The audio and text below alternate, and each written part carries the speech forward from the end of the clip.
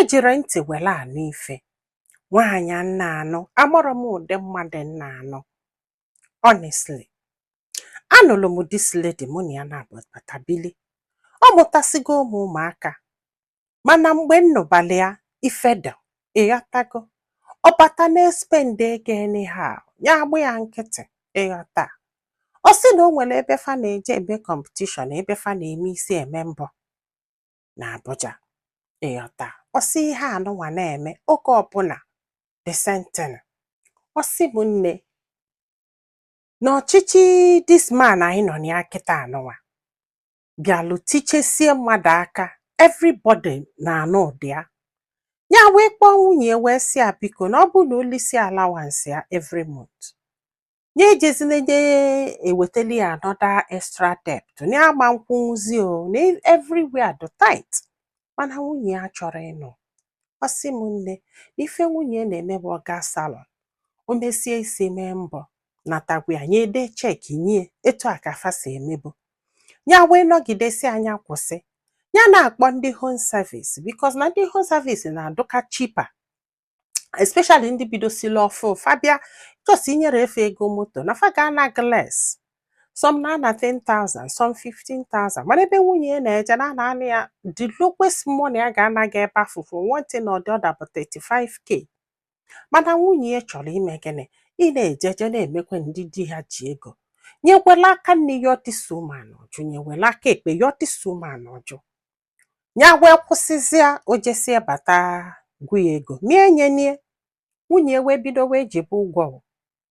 Nwunye wee bido wee jibe ụgwọ ma gị na-eje ebe afọ. Jigidezi ụgwọ na ya na this guy bido nwebe nsogbu. The guy wee bidozie omesie isi oyili ego dị ewusa. O mesie mbọ oyili ego dị ewusa. Ọ na-ama na nwunye jegidele kpolu gold niile o nwe dasisia this boy. Mana ife ya na the guy kwuru bụ ọ na-edobe until nye eweta ego ka anyị. O wee jigide this boy ụgwọ. The guy wee jụzia na ya ma nazikwu ya gold maka mkpụrụzi gold nwere isi o ji abịa. Still nwunye na-ejekwa ebe afọ je na-eme isi. O wee luo one day nwunye wee bulu jeep ya wee jee ime isi. Ọ sị bụ nwunye wee mesie isi ka ọ na this guy wee jụ na ọma nna o. Ha wee kpọbịa ya na phone, ya wee sị ha na ya da aga.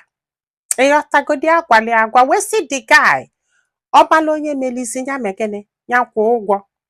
Na ya mọrọ na okwu elugo otu, na ya makwụ na nwunye a chi echesigo gold ye niile o, na enwere idea n'ibago out of anger.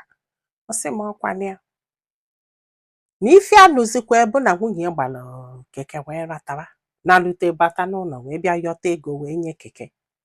Ya wee n'anya na ya fọrọzi jeep ye. O wee bụrụ na the man na alịa ki jeep wee sị na ọ bụ na o weteli ego o bulu jeep ye. Na wow. Ọ sị m nne ya wee jụọ nwunye si a ka moto o bụ wee pụ. O bebe akwa wee sị ya na the man na alịa ki jeep ye na otogo ya na ya anya kwụ onye ụgwọ ọjụ nkewa. Ọ sị m nne ya wee gbalụ wee jebe wee luo wee yọọ this guy wee sị ya bunye motie. The guy ajụkwa o. Ya bunye motie. The guy ajụkwa o. Fana abụọ wee bebe gara gara na ya chọrọ ime gara gara. Ya wee welu phone wee kpọọ connections ya nwe. Wee chịtala ya ndị amị. Ndị amị wee bịa the guy wee chi ime nsogbu wee tie ya ife o. Maka ka ọ zọbara na ya ma nweta jeep. The guy kawala anya ntị o. Nya wee bulu jeep ye wee kpọkwuolie polisi wee kpọrọ ya wee kpọchie. Nya gwara ya sị ya na ọ bụ na nwunye m bịa gị jide nwunye m na this moto dọ na afa m. Inene the registration na afa m dọ na ya. Ya nwunye m ama mme ife ime gịnị isizie moto m.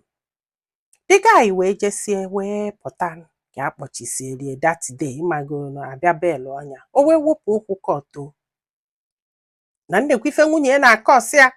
Ha wee jebe court wee luo ewee kpebe kpegide kpesie. Judge wee sị na nwunye ka the woman bụ na ya ga-akwụ dị ụgwọ. Ya ga-akwụ dị 15 plus kedu afịa mbụ ọ dị kịrịkịrị ya akpọchikwa enye na ndị otie. Ọ sị m nne ikekwụla ọtọ gwe ya.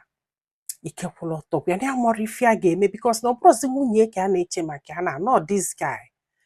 Si iwe wee wuo onye ya wee sị na ya ma nsi na akpa ya wee kwụnya bụ ụgwọ ya wee nabawe nalụ wee si nwunye ịgbalụ gold niile inwe gị kpopụta eke ajele ya lesie ka wee kwụọ dị gị ụgwọ ebe ị nara anụ ife ọsị m nne n'ebe afọ ka nọ wee malụ na nwunye ekpogolu gold niile kponye the guy chido wee bịakwasị izikwe GPA o ya sị a ọsị ọsị bụ nne ebe afọ ka nọ wee malụ na ukwe ngwele bụ ukwe ọkwa ya tago ya wee ji nwayọ wee jebezie ka aje kwụọ the guy ụgwọ ya mana ihe jebere ka aje kwụọ ya ụgwọ na ife aje ebu ka aje nali adị gold ya nali adị gold ka akwụọ ya ụgwọ ya ka awezi elu gold nwunye afọ jele wee replace that money maka na ekwugo na ya masị na akpa ya kwụ data ụgwọ ya ka alụzielu wee sị dị gị ọkwa nne na ife dị otu ume ọ sị na ife ejirele dị gold bụ na ya na nwunye ekwuru ekwu na-eweta ego ka akwụọ ya wee sị oke ngwa gị jee ka ibupụta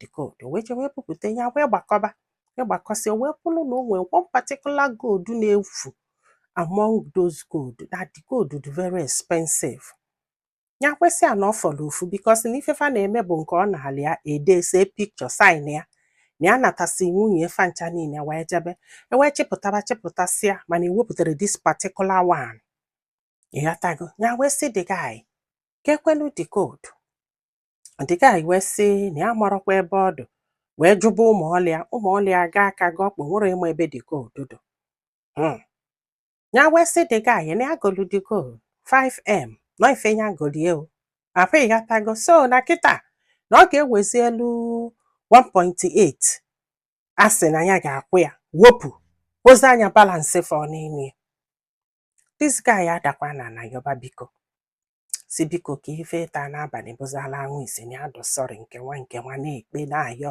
sisi biko si gbaghali ya na adụrụ shọma gold afọ oluchekwala n'afọ nke nwa ọ gbasara ọlụ gị ana ife a ji wee wepụtala anyị ife ahịa bụ nọmba 1 nye kwesị ịgbaghalụ this guy hapụza ife taa n'abalị ka ọ bụla anwụ ise upon all this thing kịta anya kọrọ anyị nye kwesị ịhapụ ya ọnọdụrụ greedy ọnọdụrụ too much ife ọkpụghalịrị ya maka 1.5 nọmba 2 kedu ife ọdụ unu ka ọnya ma nwunye maka ụdị ha amenụ n'ife ọ na-eme bụ kịta anya na-abata uzo ya na-apụta ya pụọ pụta isi ma mbọ niile o merọ ya gbara ma onye kpokolo wig niile bụ ọkụ ka onye si anya nabagodo be nna ya ka o jee be nna ya nọ some months or years before wee chighita azụ unu afụnụ gị ife ka ọ dị otu a sorry sir nwunye gị gbara ije nkụ wee na-eri nwachi nkụ ịghọtago mana nwunye gị afọ mba ntị adụrụ ntị adụrụ ịghọtara ike gwụrụ abịa na that guy ọ ga-atụ far chai okpo gold afọ niile onye ọ ga-abụrụ igwe ya si ya ịgwa dị woman na ị ga-elebekwe the gold ịghọtara ma ọ bụ at least isi a na ị ga-ewere nke a were nke a wee replace nke a keke ga-esi kpodo gold nwaanyị niile nwere unu dị na agreement wee nakwalụ jeep ịdọkwa greedy and ị nwere ụjọ honestly ị nwere ụjọ hapụcha na ose otu wee dọkịta ọ bụrụ na ọ gị nwa ị ga-agbaghalụ wee sizie jeep sizie gold niile ọ na-afọrọ na ana m asị akwa gị agbaghalụ daalụ ka ọ dị n'ụbọchị ọzọ